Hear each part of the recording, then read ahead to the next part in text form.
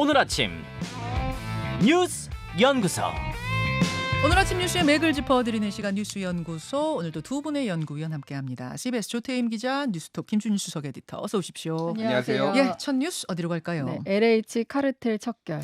LH가 철근이 빠진 아파트 논란과 관련해서 대책을 스스로 발표했어요. 네, 어제 LH 국민의힘 당정이 잇따라 대책을 발표했는데요. 우선 LH는 반카르텔 공정건설 추진본부를 설치한다고 했습니다. 네.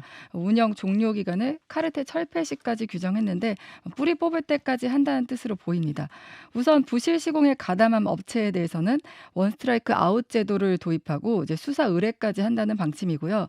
그리고 이제 윤석열 대통령이 지적한 건설 현장 이권 카르텔을 근절하기 위해 모든 단계에서 정관이 개입할 수 없도록 업무를 개편하고 공정의 전 과정을 살펴본다는 계획인데 아직 구체적인 방법이 나온 건 아닙니다. 네. 그리고 어제 오후에 이제 긴급 당정 협의회도 열렸는데 여기서는 이제 부실 시공 아파트 입주민에 대한 대책이 나왔어요. 그러니까 입주자가 만족할 만한 손해배상을 하도록 하고 입주 예정자의 경우에는 계약 해지권을 부여하겠다는 거고요. 네. 그리고 또 무량판 시공을 한 이제 민간 아파트에 대한 전수조사를 하고 이 결과를 바탕으로 건설 이권 카르텔 협파 방안도 발표할 예정입니다. 네. 당정은 또 이제 전 정권에 대한 철저한 조사도 예고했는데 국민의힘도 이제 여기에 보조를 맞춰서 진상규명 TF를 구성해 내일부터 활동을 시작한다고 합니다. 그러니까 아파트 부실 시공 과정에서 이권 카르텔이 있는지 집중적으로 들여다볼 예정인데 네. 요 내용을 바탕으로 이제 국정조사도 추진하겠다는 계획입니다. 네. 문재인 정권에서 LH 직원들 땅 투기 의혹이 터졌고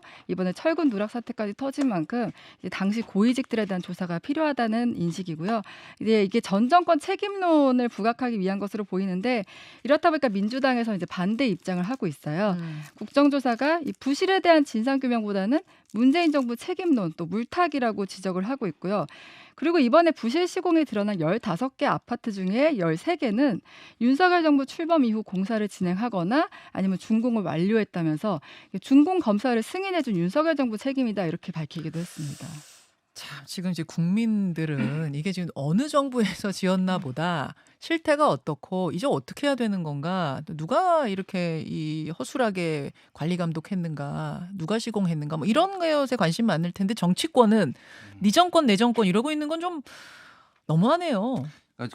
정말 이래야 되나, 뭐 이것까지 싸워야 되나. 그런데 일단 뭐 팩트부터 말씀드리면 네. 어저께 이제 민주당 정책위에서 네. 이제 발표를 했는데 15 LH가 이제 발주한 곳 15곳이 지금 문제가 되고 있잖아요. 그중에 13개 단지가 윤석열 정부 때 준공되거나 부실 공사 중인 것으로 나타났습니다. 그러니까 이게 무슨 얘기냐면은 이 이제 용어를 좀 말씀드려야 될 것 같아요. 이제 이 건설 쪽에 보면은 기공, 착공, 시공, 완공, 준공 뭐 이런 단어가 있어요. 네. 기공은 이제 공사 시작을 알리는 거고, 착공은 소위 말해서 첫 삽질 하는 이제 실제 이제 삽질을 하는 걸 얘기하는 거고, 네. 시공 같은 경우에는 이제 건축, 전기, 설비, 소방 여기 이제 실제 이제 뼈대가 올라가고 공사가 이제 되는 거고, 완공은 공사는 마무리됐지만은 법적 절차는 남은 상태고, 준공은 완전히 끝난 걸 얘기를 해요. 네.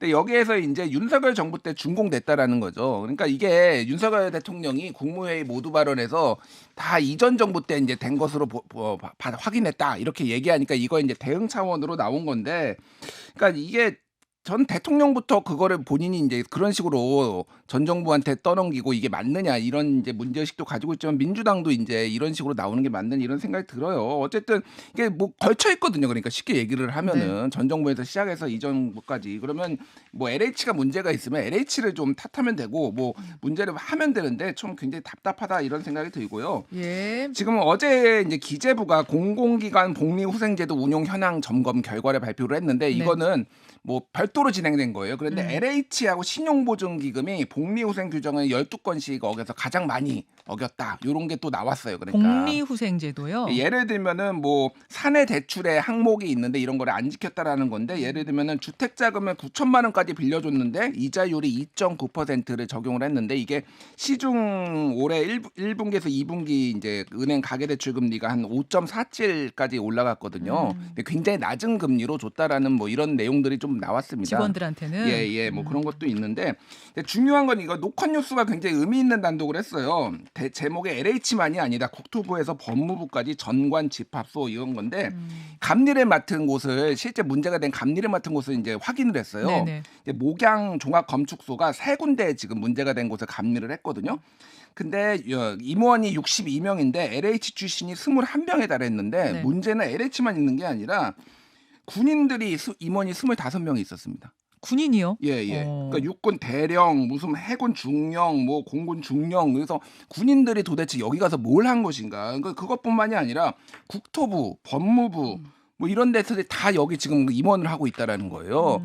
그러니까 이게 쉽게 얘기를 하면은 LH가 공공기관이니까 여기에 관련된 데들이 지금 낙하산으로 전 부처에서 꽂히고 있다. 이런 거를 지금 확인을 한 거니까 LH만의 문제가 아닌 거죠. 그러니까 국토부도 당사자 지금 조사를 받아야 되는 좀 상황이 아닌가 네. 이렇게 좀 얘기가 나오고 있고요.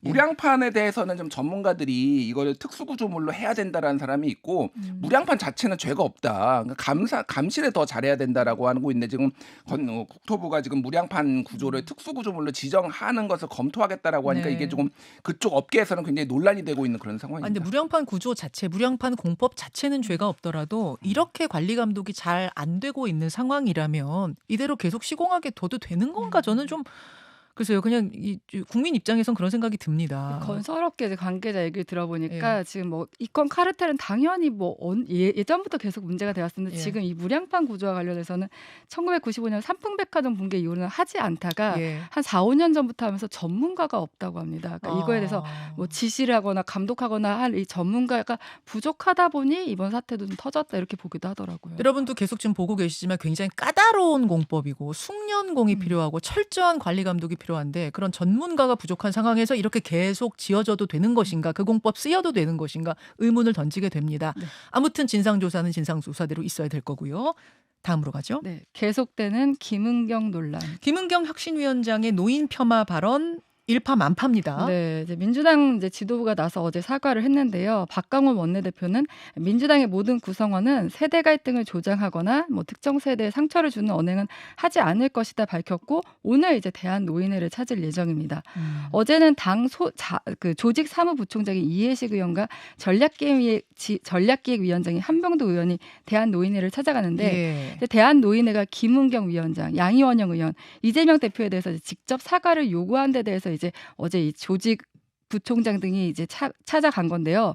문제는 당사자인 김 위원장이 어제 가지를 않았어요. 양이원영 의원은 대한노인회를 찾아갔던데요. 네, 맞습니다. 어제 그게 어떤 상황이냐면 대한노인회에서 왜 당사자들이 직접 오지 않느냐 항의를 하면서 이제 양이원영 의원은 어제 저녁에 가게 된 겁니다. 갔고 김은경 혁신위원장, 문제의 시작이었던 김은경 혁신위원장은 끝내 어제 안 간 건가요? 네, 김은경 위원장은 어제 춘천에서 당원과 지역 주민을 대상으로 간담회가 예정돼 있어서 못 간다고 했는데 여기서 이제 관련 발언, 유감 표명 했는데 이거는 저희가 영상을 보고 오면 좋을 것 같아요. 직접 들어보죠.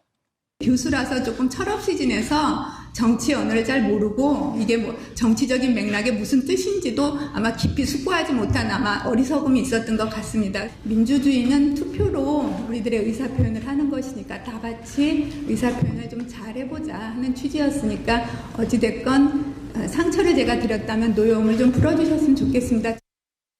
네, 그리고 이제 지금 김 위원장의 다른 발언도 또 논란이 되고 잠깐만요. 있어요. 요 전에 노여움을 풀어주셨으면 좋겠습니다 한 다음에 뭐 죄송합니다라든지 사과합니다라든지가 있었습니까? 사과 표명은 없었어요. 그러니까 유감 표명 정도의 수준이고 그래서 이제 사과를 해야 되는 거 아니냐. 근데 사과를 할 경우 혁신이 이제 존재 여부가 좀 위기에 처할 수 있는 거 아니냐. 이런 것 때문에 좀 사과 여부에서는 좀 의견이 그럼 분분하더라고요. 어제까지 혁신위 차원이나 김은경 위원장 차원에서의 사과는 없었고 당 지도부 차원에서의 사과만 나온 거예요? 네, 맞습니다. 그래서 오늘 이제 박강원 원내대표가 대한노인회를 찾는다고 하고요. 근데 김 위원장의 또 다른 발언도 논란인데 이제 그제 한 말입니다. 어떻게 보면 이 진행 중에 나온 말인데 윤석열 밑에서 임기를 마치는 게 치욕스러웠다 이렇게 말을 한 거예요. 윤석열 밑에서 임기를 마치는 게 치욕스러웠다. 이것은 그 금감원 부원장을 지난 봄에 그만뒀나요? 네, 맞습니다. 그 그러니까 얘기한 건가요? 문재인 정권에서 시작해서 윤석열 정권에서 임기를 마무리했는데 근데 이 발언에서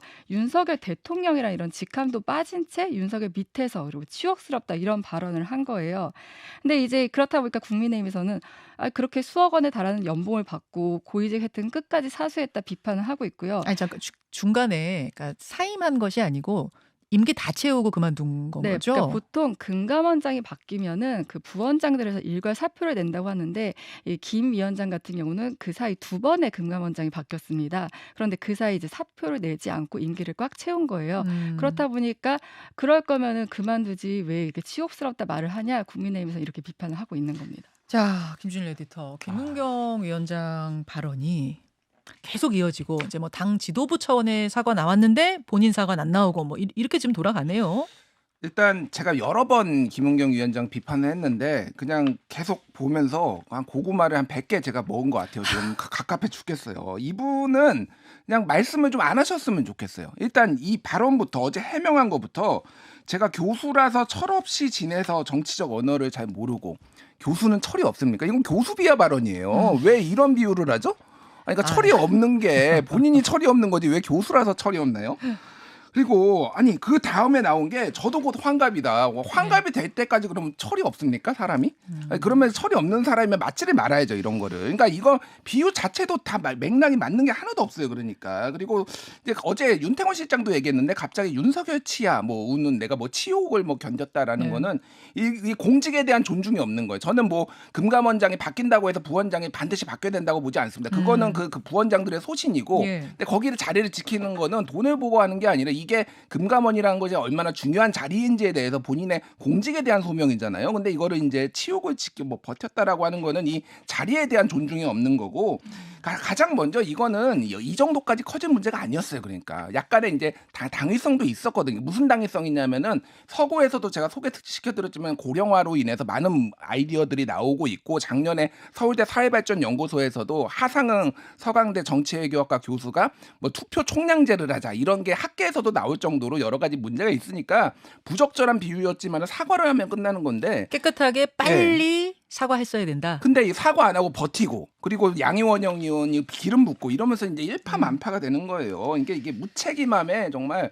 와 이게 이렇게까지 가야 되는 건가? 그 혁신위는 그냥 끝난 것 같아요. 제가 보기에는 뭐 더 이상 뭐 이게 뭐가 의미가 있겠습니까? 지금 뭐 이제 김준일 기자의 생각은 그러하시다는 말인데 어제 그러니까 노인회라는 노인회들은 다 들고 일어났어요. 대한노인회를 비롯해서 국민의힘 안에 있는 노인회, 또 민주당 안에도 노인위원회가 있거든요. 여기까지 다 입장 표명을 한 상황. 그러니까 이제 지도부에서도 사과가 나온 거 아니겠습니까? 민주당 입장에서는 또 노인 폄하 발언에 대한 트라우마가 있잖아요. 과거 정동영 의원부터 해가지고 그렇다 보니까 이제 빨리 대응을 하려고 하는데 이제 사과가 빨리 안 나오다 보니까 이제 그것도 좀 답답한 상황이고요. 그렇다 보니 아까 말씀하신 대로 혁신위 무용안이 나오는데 지금 혁신위가 의원들 대상으로 설문을 돌리고 있어요. 혁신 방향 등에 대해서. 근데 거기 안에는 이제 대의원제 폐지 등도 담겼다고 하는데 그게 지금 이제 비명계 의원들이 강하게 반발하고 있는 내용이라 이게 어느 정도 추인을 받을지 아마 좀 설득력을 갖기는 좀 힘들지 않을까 이런 전망이 나오고 있습니다. 전국의 노인이 1,000만 명 가까이 됩니다. 900만 명을 훨씬 넘어요. 총선에서 정치적으로 봤을 때도 굉장한 세력, 영향력을 가진 그룹인데 그렇다 보니 당 안에서 여러 가지 이야기가 좀 더 많이 나오고 있는 상황.